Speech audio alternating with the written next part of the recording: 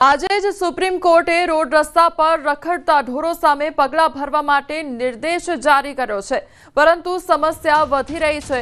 ભરૂચમાં રખડતા ઢોરના ત્રાસના બે બનાવો ચોંકાવનારા બનાવો સામે આવ્યા છે। રખડતા પશુના હુમલાની વધુ એક ઘટના સામે આવી છે। શહેરના લિંક રોડ પર ગાયે ટુ વ્હીલર સવાર જે દંપતી છે તે દંપતીને ટક્કર મારી હતી અને ટક્કર બાદ બાઇક પરથી મહિલા નીચે પડી જતા ગાયે તેના પર હુમલો કર્યો હતો। સદનસીબે આસપાસના લોકોએ દોડી જઈ મહિલાને બચાવી લીધી હતી।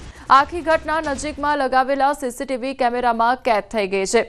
તો નગરજનોમાં રખડતા પશુઓના વધતા આતંકને લઈને રોષ જોવા મળી રહ્યો છે।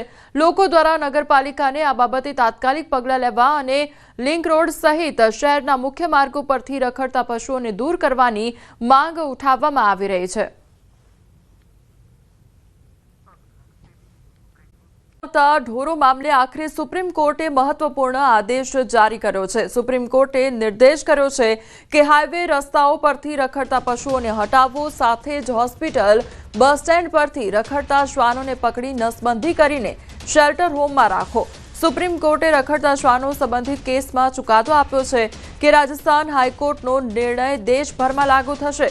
બધા રાજ્ય અને રાષ્ટ્રીય ધોરીમાર્ગો પરથી રખડતા પ્રાણીઓને દૂર કરવા જોઈએ। રખડતા શ્વાનોને ન પ્રવેશે એ માટે હોસ્પિટલો, શાળાઓ અને કોલેજ કેમ્પસમાં વાડ કરવી જોઈએ। તો કોર્ટે આદેશ આપ્યો હતો કે તમામ રાજ્યોના મુખ્ય સચિવો આ નિર્દેશોનું કડક પાલન સુનિશ્ચિત કરે। તો 3 અઠવાડિયામાં સ્ટેટ્સ રિપોર્ટ અને સોગંદનામું દાખલ કરવામાં આવે। આ કેસની આગામી સુનાવણી હવે 13 જાન્યુઆરીએ થશે અને રખડતા પ્રાણીઓની હાજરીની જાણ કરવા માટે તમામ રાષ્ટ્રીય ધોરીમાર્ગો પર હેલ્પલાઇન નંબરો પણ રાખવામાં આવશે।